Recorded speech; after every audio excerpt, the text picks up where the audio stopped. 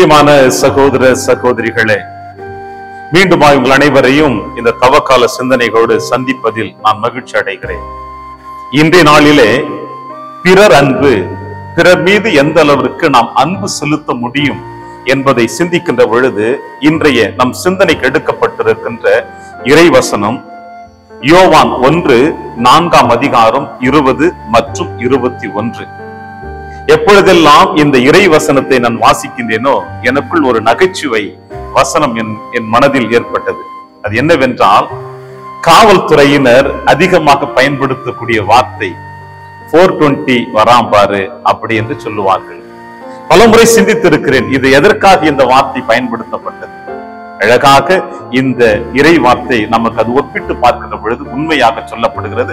அன்றே யோவான் வழியாக இறைவன் யாரெல்லாம் அடுத்தவர்களை அன்பு செய்யாமல் ஏமாற்றிக் கொண்டிருக்கிறார்களோ அவர்கள் 420 என்று சொல்லி இருக்கிறார்.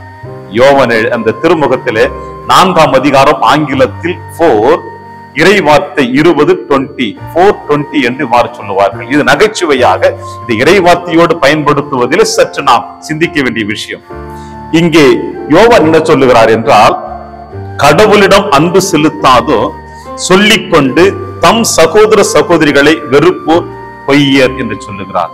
யாரெல்லாம் வெறும் வார்த்தையிலே நான் கடவுளை அன்பு செய்கிறேன், கடவுளோடு இணைந்து செயல்பட்டுக் கொண்டிருக்கிறேன், ஆலயத்தில் செய்யக்கூடிய எல்லா திருவருட் சாதனை நான் பெற்று வாழ்ந்து கொண்டிருக்கிறேன், இறைவனுக்கு உகந்தவனாக வாழ்ந்து கொண்டிருக்கிறேன் என்று சொல்லிவிட்டு யாரெல்லாம் தன்னோடு வாழ்ந்து கொண்டிருப்பவர்களை, தன்னோடு இருப்பவர்களை மதியாமல் வாழ்ந்து கொண்டிருக்கிறார்களோ அவர்கள் அனைவருமே ஏமாற்றுக்காரர்கள், பொய்யர்.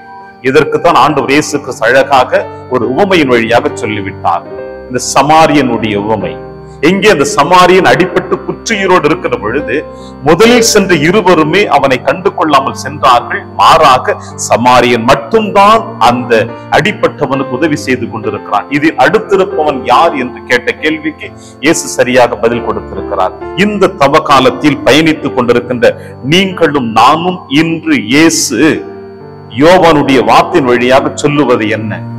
உண்மையிலேயே நாம் சொல்லுகின்ற ஒவ்வொரு வார்த்தைக்கும் வாழ்வு தந்து கொண்டிருக்கின்றோமா?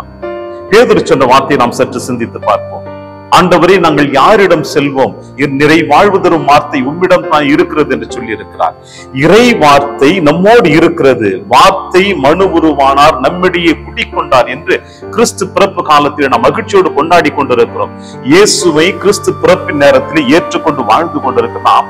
நம்முடைய துன்ப காலங்களில், துயர நேரங்களில், அடுத்தவருடைய துன்ப நேரங்களில், துயர நேரங்களில் நாம் எப்படி நமக்குள் ஏற்றுக்கொண்டிருக்கின்ற அந்த நிலை வாழ்வு கொடுக்கக்கூடிய இயேசுவை நம் சொல்லிலும் செயலிலும் பயன்படுத்தி கொண்டிருக்கிறோம். நிச்சயமாக இந்த தவக்காலம் உங்களுக்கும் எனக்கும் சிந்திப்பதற்கு நல்லதொரு வாய்ப்பை கொடுத்திருக்கிறது. நாம் பொய்யராக வாழ்ந்து கொண்டிருக்கின்றோமா, உண்மை உள்ளவராக வாழ்ந்து கொண்டிருக்கின்றோமா?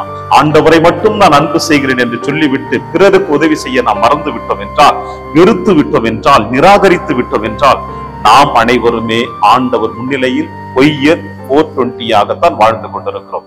எனவே இந்த நாளில் நாம் சற்று சிந்தித்து பார்ப்போம். இறைவனுடைய முன்னிலையில் சற்று அமருவோம். இந்த 40 நாட்கள் பலவிதமான முயற்சிகள் செய்து கொண்டிருக்கின்றோம்.